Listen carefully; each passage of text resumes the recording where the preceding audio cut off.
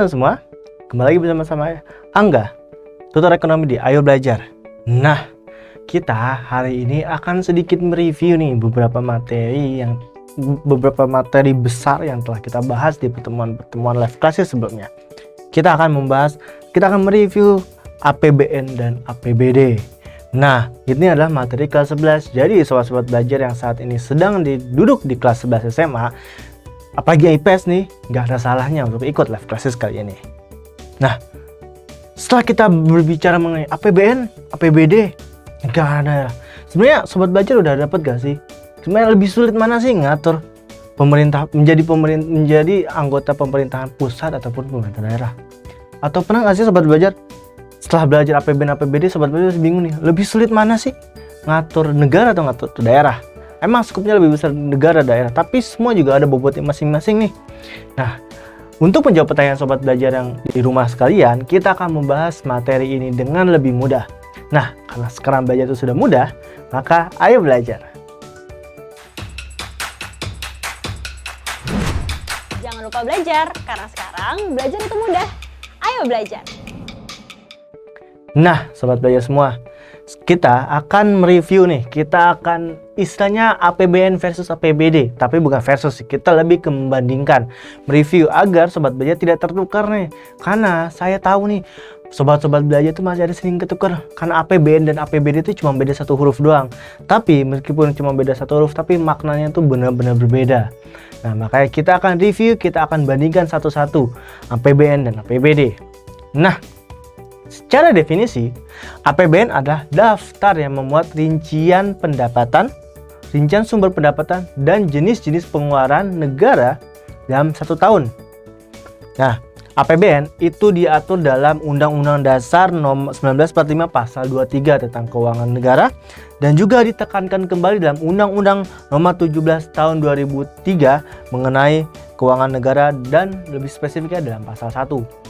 Nah, jadi intinya APBN itu adalah untuk mengurus negara, keuangan negara.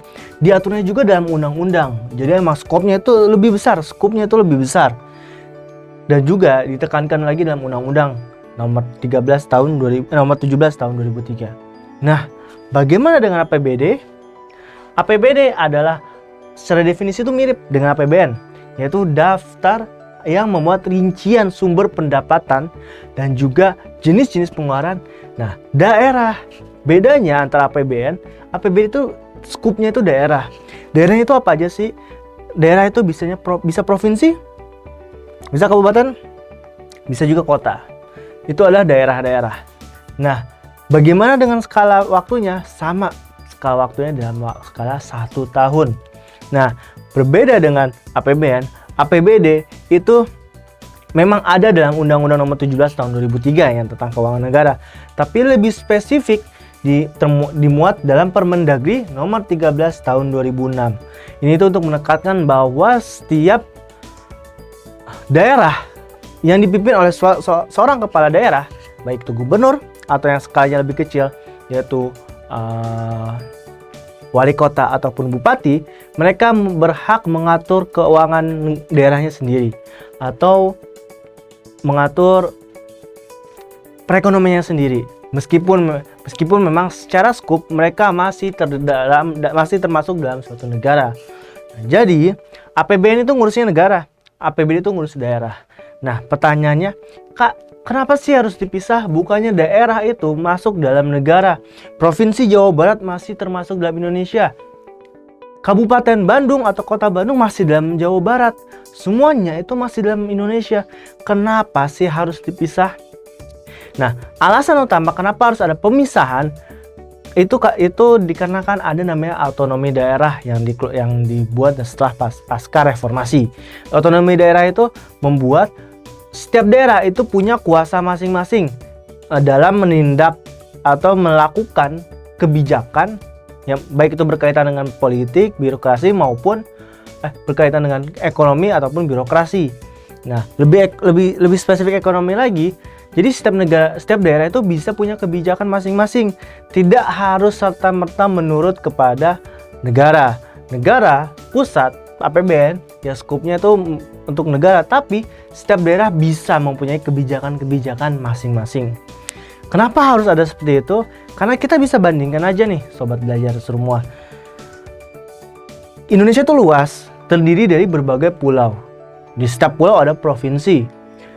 Kultur, budaya ada, setiap daerah beda. Kekayaan alam, perekonomiannya juga beda.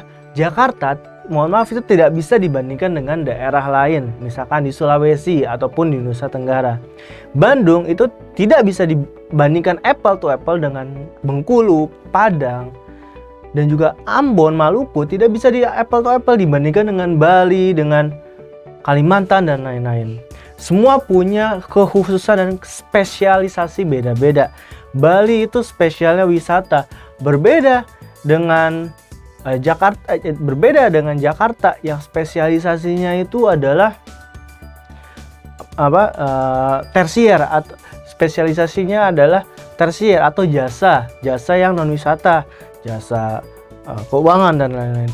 Berbeda dengan Kabupaten Bekasi atau Cikarang yang lebih ke industri.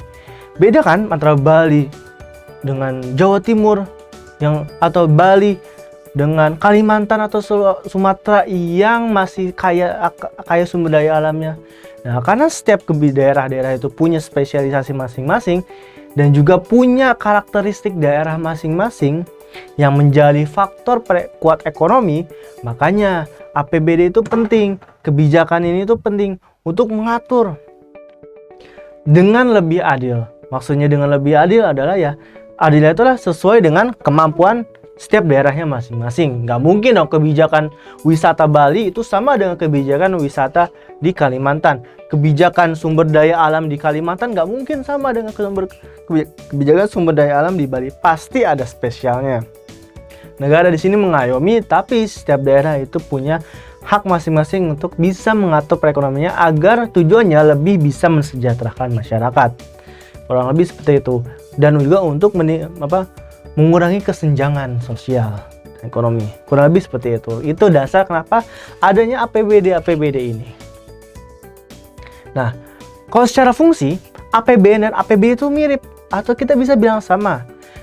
Fungsinya itu ada 6. Yang pertama, ini kita sedikit review.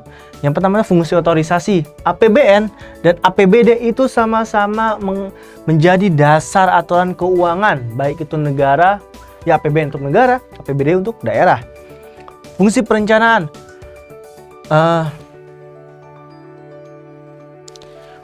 Fungsi perencanaan ya APBN dan APBD menjadi pedoman perencanaan pembangunan masing-masing skupnya. Kalau misalkan APBN ya menjadi negara, sedangkan kalau APBD ya daerah. Dan juga fungsi pengawasan. Maksudnya apa? Seperti yang kita sudah sering bahas nih, fungsi pengawasan APBN dan APBD itu menjadi pengawas, menjadi alat pengawasan. Maksudnya gimana? Maksudnya adalah fungsi pengawasnya misalkan nih, kita lihat nih, kok tiba-tiba daerah ini kok ngebangun jalan banyak banget ya, padahal jalan masih bagus tapi diperbaiki lagi, padahal nggak ada bolong-bolong tapi diperbaiki lagi. Ini jangan-jangan melebihi anggaran. Nah, ketika ada orang yang suspicious atau orang yang mencurigai adanya suatu mungkin permainan anggaran, apa pegangan yang bisa dia pegang? Apa alat yang bisa dia pegang untuk mengecek apakah si pemerintah daerah ini benar-benar sesuai anggaran atau enggak? Ya, dia bisa lihat di APBD. Kita cek nih, daerah ini pembangunan jalannya kok gede banget ya, sampai 5 kali dalam setahun. Dananya itu aja. Kita cek di APBD. Oh, ternyata bener kok. Kalau bener berarti bener jujur. Tapi kok di APBD cuma 3 kali, kenapa ini 5 kali? Nah, itu bisa ditindak seperti itu. Nah, makanya APBD dan APBD itu menjadi fungsi pengawasan, mengawasi alat pengawasan. Keempat, itu fungsi alokasi. Maksudnya apa sih alokasi itu? APBN dan APBD itu dibuat atau dibentuk atau disusun untuk menjadi alat dalam peningkatan kesejahteraan masyarakat. Kenapa harus berujung ke masyarakat lagi? Karena Eh, karena intinya karena sumber pendapatan APBN APBD itu yang nggak jauh-jauh dari pajak masyarakat, kekayaan sumber daya alam yang ujungnya untuk masyarakat. Oleh karena itu, APBN APBD itu harus mengalokasikan anggaran dengan sangat bijak dan juga sangat baik, efisien. Itu APBN APBD itu sama-sama menjadi tolak ukur atau menjadi alat alokasi. Jadi misalkan dalam penyusunan fungsi alokasi ini tuh penyusunan APBN APBD, fungsi alokasi ini tuh harus benar-benar harus benar-benar diterapkan. Jangan sampai hal-hal yang nggak penting itu diada-adain menjadi tidak efisien. Misalkan membenarkan jalan tol, padahal jalan tol masih bagus, nggak usah, jangan kita alokasikan ke anggaran yang lain. Perluasan lapangan bola, ya lapangan bola harusnya ukurannya segitu-segitu aja, jangan di situ kita anggarkan ke yang lain. Ada nih yang lebih butuh, bisa memperbaiki rumah sakit atau memperbaiki sekolah. Intinya APBN itu memiliki fungsi alokasi yang harus mengalokasikan anggaran-anggaran negara dan daerah itu dengan bijak dan di pos yang tepat. Lalu fungsi distribusi. Distribusi ini adalah seperti yang saya bilang sebelumnya. Jadi APBN sumber pendapatannya untuk dari masyarakat ya, banyak dari masyarakat ya, pajak atau kekayaan alam. Nah, sumber pendapatan ini akan digunakan sebagai pengeluaran kan. Nah, pengeluaran ini ada bentuk distribusi. Maksudnya distribusi apa? Distribusi anggaran untuk meningkatkan kesejahteraan masyarakat. Kesejahteraannya apakah dengan bentuk distribusi dengan ngasih uang ke masyarakat? Itu mungkin salah satu bentuk, mungkin itu bentuk bantuan sosial dan lain. Tapi distribusi di sini nggak harus dalam bentuk membagikan uang negara, enggak. Tapi dengan bisa membenarkan infrastruktur, karena kan infrastruktur yang pakai adalah masyarakat. Membenahi, meningkatkan perekonomian ya, karena ketika ekonomi meningkat yang untung juga masyarakat. Jadi gitu. Jadi nggak jadi distribusi di sini bukan berarti kayak uang negara ini dibagi nih satu orang dapat 100 juta. Enggak. Tapi lebih ke sarana dan prasarana lain. Lebih seperti itu. Yang terakhir itu fungsi stabilisasi. APBN dan APBD ini kan yang sudah saya bilang menjadi alat perekonomian. APBN dan APBD itu menggambarkan belanja negara dan belanja daerah. Nah, kita bisa pakai rumus di sini. Kita ingatkan kalau rumus APDB itu adalah Y sama dengan C plus I plus G plus NX. G-nya itu adalah belanja pemerintah. Nah, pertanyaannya, belanja pemerintah ada di mana? Ada di APBN dan APBD. Ya, jadi jelas APBN APBD bisa digunakan untuk kalau misalkan kayaknya perekonomian kita terlalu lambat nih, kita naikkan, kita tingkatkan. Karena PDB itu menggambarkan perekonomian dan bisa ukur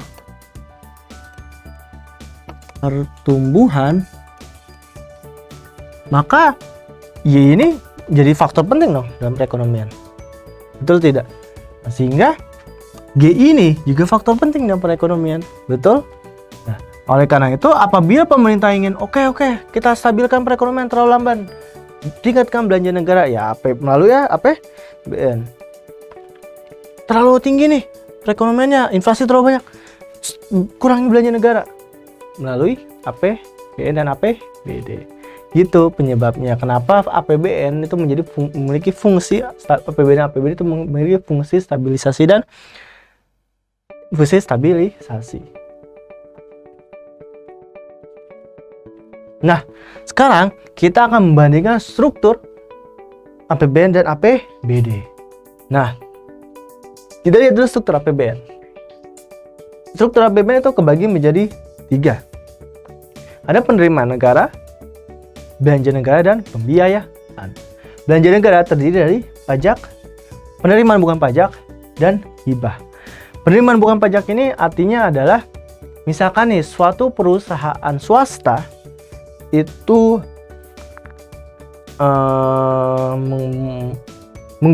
mengolah sumber daya alam, misalkan nikel atau misalkan batu bara. Karena pada dasarnya karena pada Undang-Undang Dasar tahun 45 menyatakan bahwa seluruh sumber daya alam adalah milik warga negara Indonesia atau masyarakat Indonesia atau pemerintah Indonesia. Karena milik warga negara Indonesia, maka sumber daya alamnya ketika diolah, orang yang mengolahnya atau perusahaan swasta yang mengolahnya itu harus membayar royalti atau penerimaan atau sebagian uang kepada pemerintah. Gitu. Misalkan sumber daya batu bara diolah dapat nilai 100 juta nih, harus bayar nih. Nah 10% 10 juta ke pemerintah. Ada perhitungannya, tapi itu PNBP itu salah satu dari situ. Yang kedua mungkin retribusi. Retribusi nanti akan kita jelaskan lebih jauh di APBD. Nah, dari belanja negara itu terdiri dari belanja pegawai, belanja barang, belanja modal. Belanja pegawai itu jelas PNS digaji melalui APBN. Belanja barang, ya pemerintah juga perlu barang kan. Misalkan meja rusak ya harus diganti.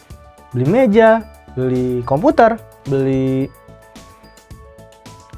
mobil dinas dan lain-lain, ya mereka belanja barang. Belanja modal itu lebih ke infrastruktur. Misalkan mereka bangun infrastruktur atau mereka ketika melakukan investasi gitu dan lain-lain. Sementara itu transfer ke daerah. Nah, pemerintah pemerintah pusat itu selalu mengeluarkan sebagian uangnya itu kepada daerah. Nanti akan kita bahas lebih lanjut ke APBD. Nah, sisanya pembiayaan. Apabila belanja negaranya lebih besar daripada pengeluarannya, maka ada pembiayaan. Pembiayaan itu apa aja? Ada pembiayaan dalam negeri dan luar negeri. Yang dalam negeri itu bisa melalui bank atau pemerintah mengeluarkan surat utang atau obligasi pemerintah. Yang kedua itu dari luar negeri. Pembiayaan dari luar negeri terdiri dari 2. Pertama itu pinjaman proyek atau pinjaman program. Kalau pinjaman proyek, misalkan itu pinjaman proyek itu berarti pemerintah memberikan suatu proyek kepada pihak swasta atau pihak asing, nah pihak mereka lah yang mengerjakan. Contohnya apa? Misalkan pemerintah menganggarkan pembangunan jembatan, udah deh nih, dianggarkan. Tapi ternyata pembangunan jembatan ini nggak bisa masuk ke APBN karena terlalu mahal. Ya udah, untuk hal ini ya dibiayai aja deh asing gitu, dari swasta gitu, swasta yang handle. Kedua itu pinjaman program. Pinjaman program misalkan pemerintah itu mengikuti suatu program dari suatu lembaga dan akhirnya mendapatkan uang, misalkan program Smart City. Nah, berarti kan Jakarta yang sekarang ini mengedepankan Smart City, yang ditilang pun bisa pakai CCTV, bisa masuk tuh untuk dapat program dan dapat bantuan. Nah, lalu bagaimana dengan APBD? APBD kurang lebih sama, tapi berbedanya itu dari sisi pendapatannya. Kalau dari sisi pendapatan, dia terbagi jadi 2. Pertama, pendapatan asli daerah dan juga dana penimbangan. Pendapatan asli daerah itu mirip-mirip seperti pendapatan negara. Terdiri dari pajak, penerimaan daerah bukan pajak, retribusi, dan hibah. Retribusi itu apa sih, Kak? Bedanya pajak dan retribusi, kalau pajak kita bayar untuk sesuatu hal yang untuk benefit yang nggak akan kita langsung rasakan. Misalkan kita bayar pajak, nah pajak membangun jalan tol atau membangun jalan umum. Nah, jalan umum itu kan kita nggak rasakan secara langsung. Jangan bisa jadi dirasakannya setahun lagi, 2 tahun lagi, 3 tahun lagi, 4 tahun lagi, 5 tahun lagi. Tapi kalau retribusi kita bayar hal yang akan kita membayar hal yang akan kita langsung rasakan. Retribusi contohnya apa? Tempat parkir. Tempat parkir itu bentuk retribusi. Jadi apabila kita pakai parkir dan kita bayar, ini parkir resmi ya, bayar, nah berarti kan kita telah memakai parkirnya tuh, dan makanya kita bayar. Nah, itulah retribusi. Lalu ada dana perimbangan. Dana perimbangan itu lebih ke dana yang tadinya ditransfer daerah ini nyambung ke dana perimbangan. Jadi ini dana dari pemerintah pusat. Dana perimbangan itu kebagi jadi dua.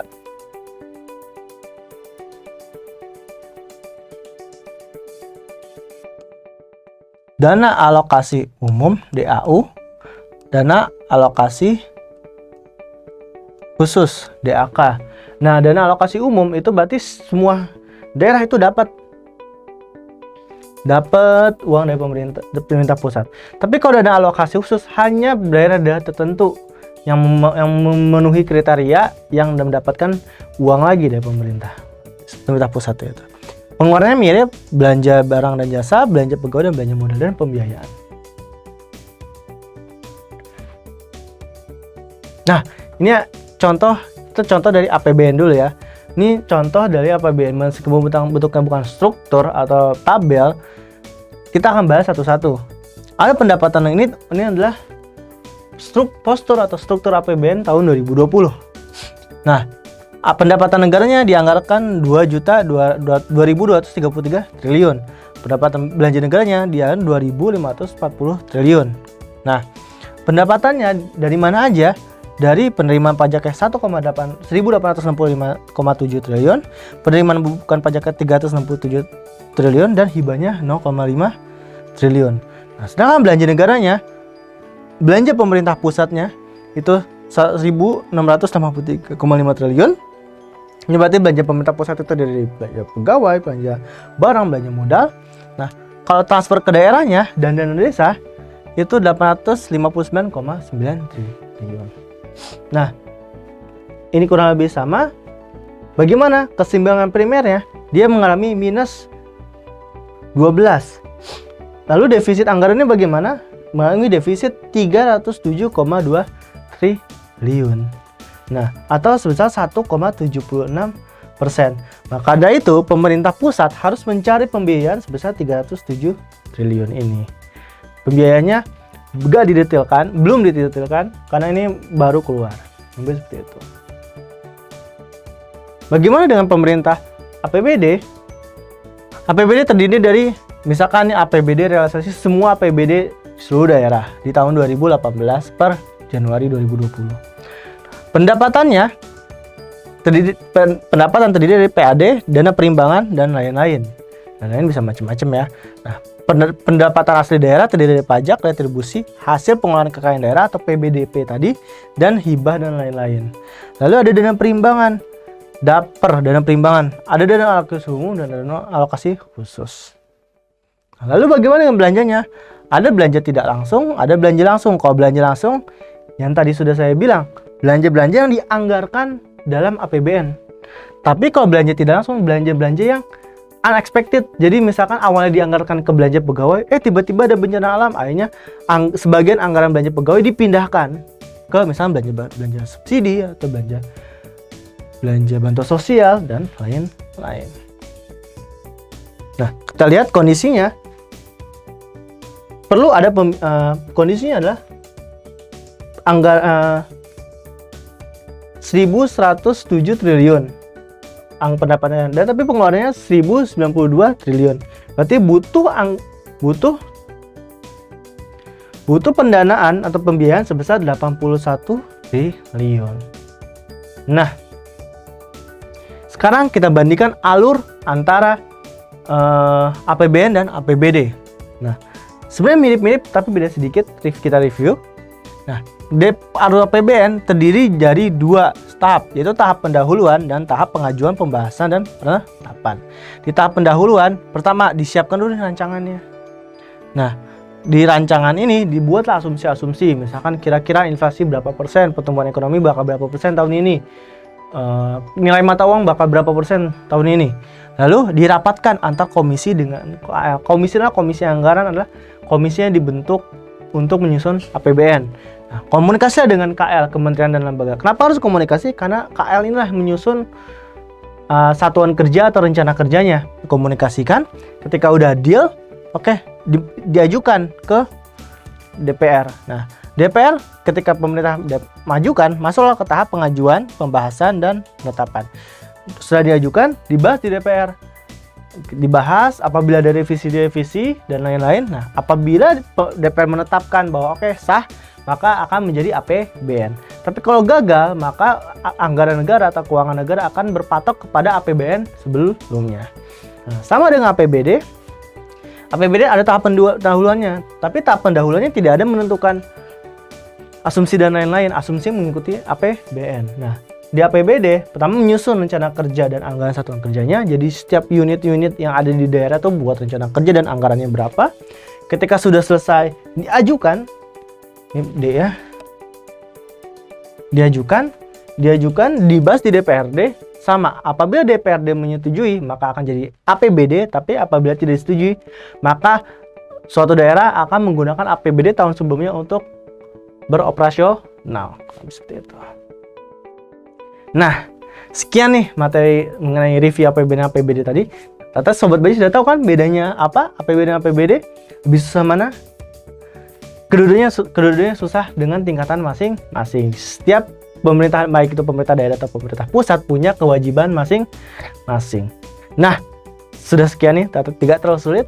Sekarang, karena sekarang belajar itu sudah mudah, maka ayo belajar. Sekian dari saya, terima kasih. Jangan lupa belajar, karena sekarang belajar itu mudah. Ayo belajar!